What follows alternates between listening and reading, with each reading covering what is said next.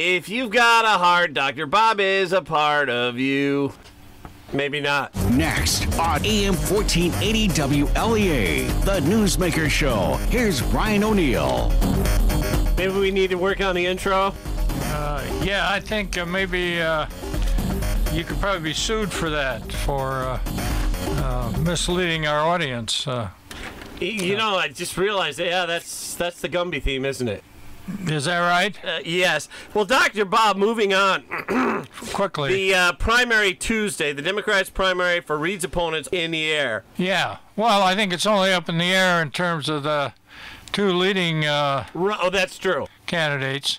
But from what I understand, from our count, there's something like around 3,000 absentees that were sent out.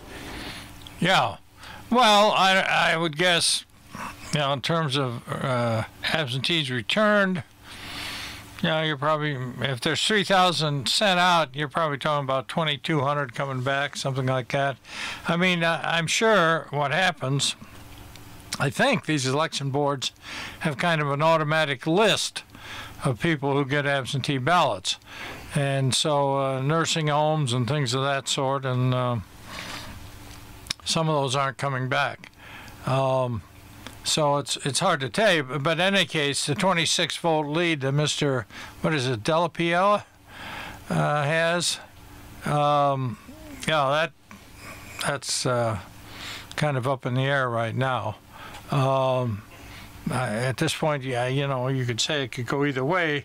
The question really is where who's getting those absentee ballots, and some candidates will work very hard to see that absentee ballots get out to people whom they think will support them. Now, I don't know if Matrano did that or Della Pia did that. It's just hard to tell. One thing that also happened in the Tuesday primary was the big victory down in Queens for Democrat Alexandria Ocasio-Cortez. Cynthia Nixon picked up right on that right away. Oh, did she? This shows that there's a pathway for Cynthia Nixon for victory in Albany in the governor's mansion. Your thoughts on that analysis? Well, first, I think Governor Cuomo is in trouble. I don't think there's any question about that. All the signs point that direction.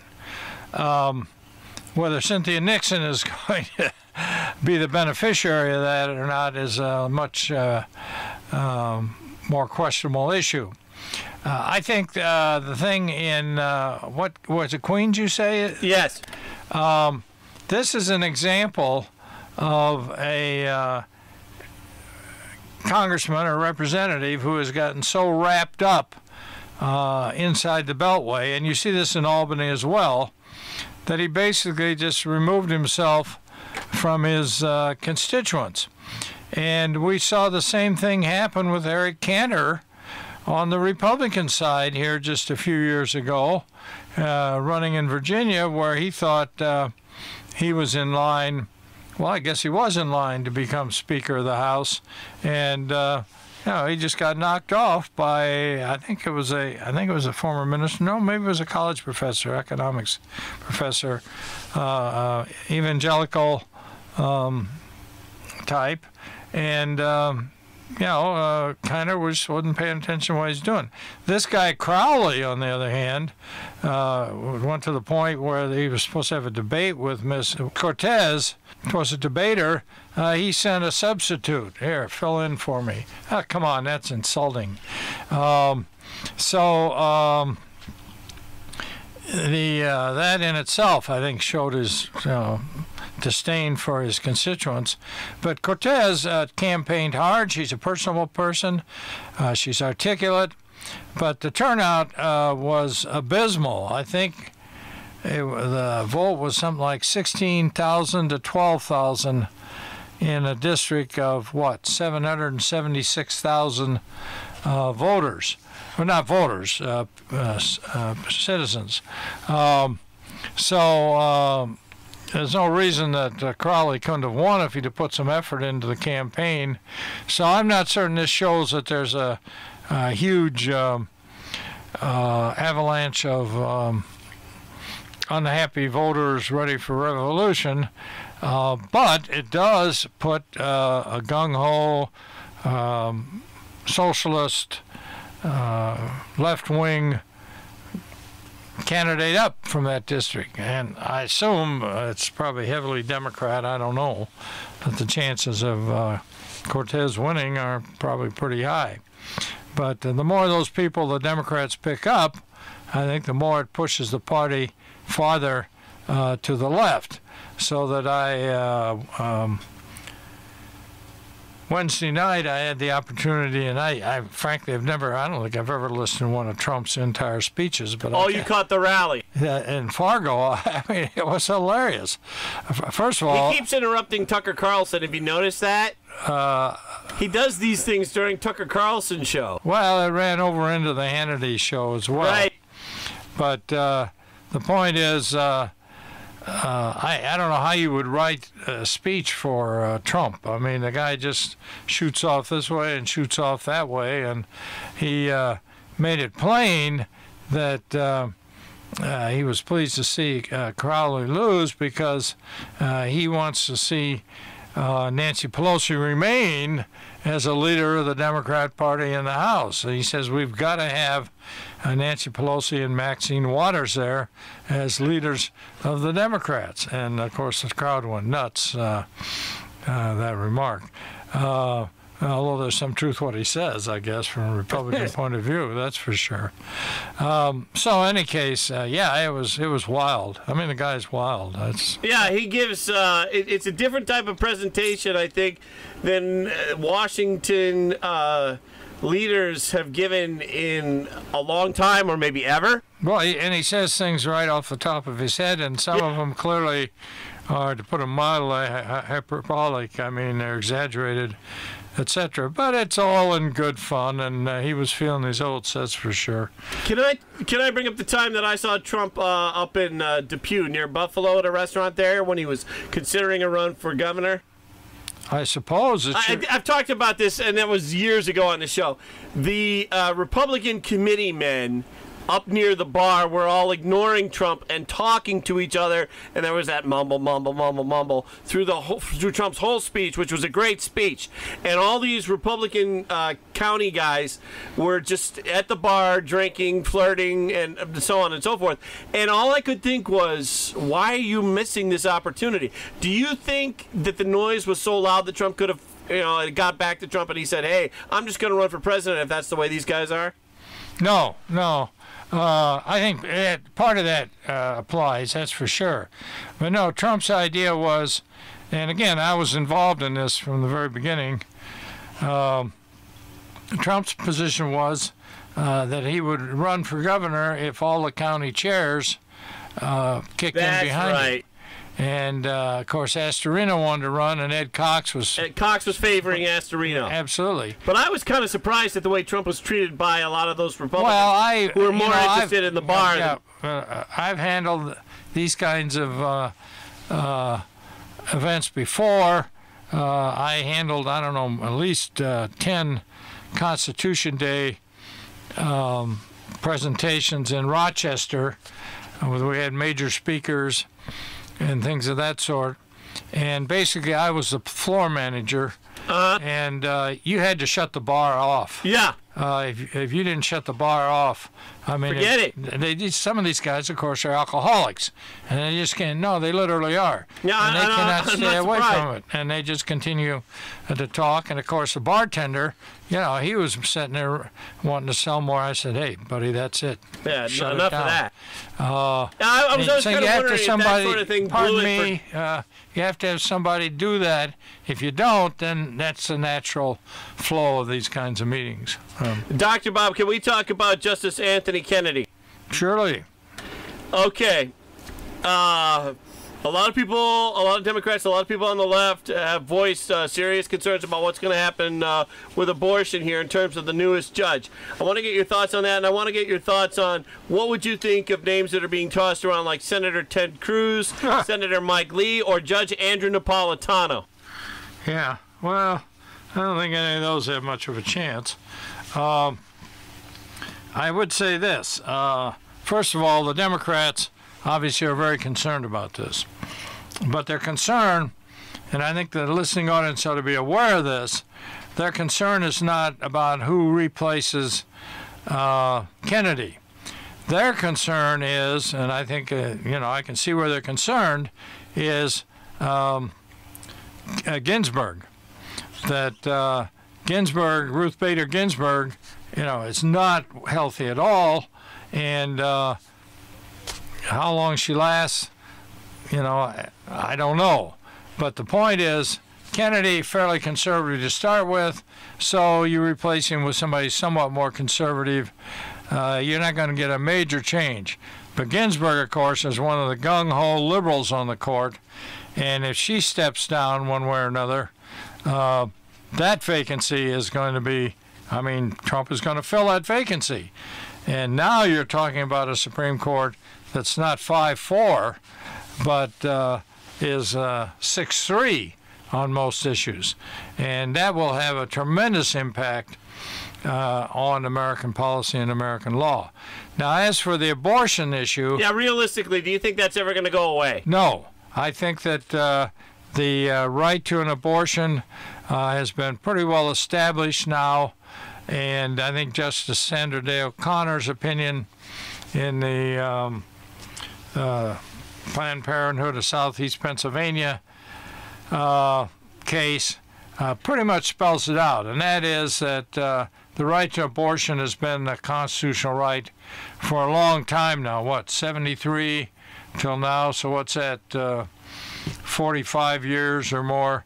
You can't just change constitutional law. You can, it's happened, there's no question, but to change that kind of law simply because you got a different makeup on the bench, I think is going to give some of the justices some qualms. Okay. On the other hand, when it's 6-3, now you're beginning to get some threats. I do think, though, there'll be a lot of nibbling around that right in terms of when a fetus is actually a human being under the 14th Amendment, things like that. So you'll get some of that for sure. Yeah. Now, those who are skeptical of politics on the conservative side of things say that the Republicans have always been all talk on the abortion issue. They don't really mean it. A lot of these Trump supporters, and I'm thinking of the evangelicals here, feel that he promised. This is one of his campaign platform ideas. Does what's going to happen here affect his ability to get another 4 years in? Well, I think if he does it right, and I think he will, it will clearly show that he can deliver. And I think right now his chances for another 4 years are pretty good. Now, it is true that the court's opinion on the unions and the ability of the unions to force government unions now to force members to pay dues and is going to activate, obviously, a lot of the unions. On the other hand, most of those unions are activated against him to start with, so I'm not certain how much of an impact that's going to have. But, and frankly, given the unemployment rate and things of that sort, and people getting jobs and decent jobs, the unions may not have quite as much influence as they would have in less prosperous times. So you do get some of these decisions from a conservative court that do tend to activate opposition. And abortion would be one, and of course that is going to be one of the threats that the Democrats are going to hold out all over the place, that Trump is going to appoint another anti-abortion justice, which he will, I think. The question is, once they get on the bench, are they going to suddenly switch the law in that area, or are they going to just kind of nibble away at it? And I think the nibble approach is the direction we'll be going. All right, we're going to take a quick break. We're going to be back with Dr. Bob. My internet provider is not customer friendly, and the service isn't good for the money I spend. I hear you. That's why I switched to Empire Access. Well, that and Empire has faster fiber optic internet service, and I actually saved money. Well, I guess I should consider switching to Empire Access. Make the switch to award-winning Empire Access today and save. Bundle internet with TV for just $65 a month. Get more info at empireaccess.com. empireaccess.com. Checking in with the meteorologist, Rob Carroll. Hey, heat advisory, whole state, huh? Whole state except eastern Long Island, Brian. It is going to be a warm weekend across the Empire State, a warm weekend across much of the central and eastern part of the country, actually. This heat's been building up over the central part of the country. Some of the areas from Chicago down along the Mississippi River could have heat indices of about 115 later today and tomorrow. We won't feel quite that warm, but we're certainly going to be up there.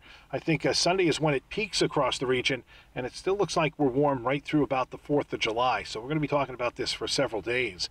A lot of sunshine for today. Look for temperatures across the southern tier to be 85 to 90 this afternoon. Sunrise this morning was 5:37. It'll set at 8:51 this evening. We're clear, we're warm overnight, 65 to 70. We've got heat advisories in effect for the area tomorrow, and they'll be in effect again Sunday.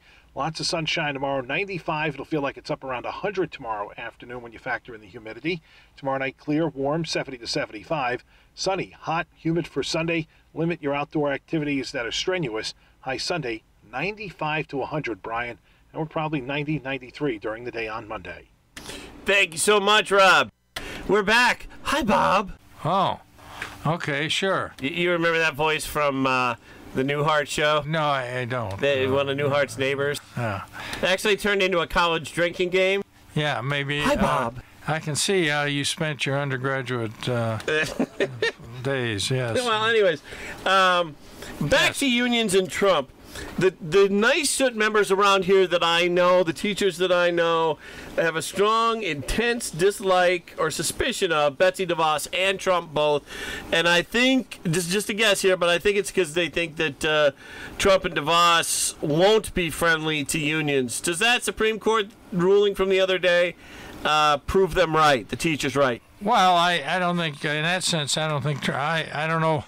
I assume the government came in on the side of Janus, the guy who was challenging AFSCME. I'm not certain if they were amicus curiae or not. I think they probably were.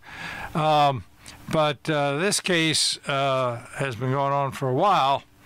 No, I can see why the teachers' unions are unhappy with DeVos, because she's clearly pushing charter schools and the idea of private schools and homeschoolers as well to a great extent. And I mean, I support her on that. I think our key concern here is educating students.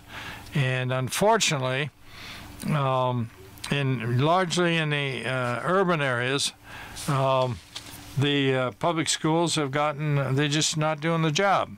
Dr. Bob. Yes. Cynthia, and this brings us to another point. Cynthia Nixon is big on New York State school union. She's big on NYSUT, and she is not pro-charter school, Cynthia Nixon. Governor Andrew Cuomo came out in favor of charter schools a long time ago, and NYSUT was very suspicious of him for a long time. Does this help Cynthia Nixon get elected in November? Well, I think it helps her with certain areas of the electorate, that's for sure, and especially the areas around, places like New York City and maybe some of the other urban areas. Because again, not to put the full blame on the unions by any means, the teachers in those urban areas, I mean, that is a very, very tough job. And so having some union protection, I think, is, I can understand that, but how far that is allowed to go, again, I think that's where you got to draw the line. Plus, I think you should give people a choice. If they don't want to send their kid to public school, then they should have a private alternative. What was your favorite grade, Dr. Bob? Huh? What was your favorite grade? A. I liked A's. Lots of A's. No. I mean, what grade? Like 8th grade, 10th grade, 11th grade? Oh, you mean high school versus? Yeah. Oh, high school was a total Joy trip. That was great. I had, all 4 years. All 4, brother. It was the idea to have to take home homework or anything. It was. Yeah, I found it challenging after nursery school, actually, Doc. Yeah, well. It wasn't the same after that. You're right. Some of the grades, but generally speaking, I had very good teachers, and that's made me the really clever intellectual I am today. Yes. With that, we do have to go. I want to thank you. Maybe for it your is time to go. today. Yeah, maybe it's time to draw this to a close. Yes. All right.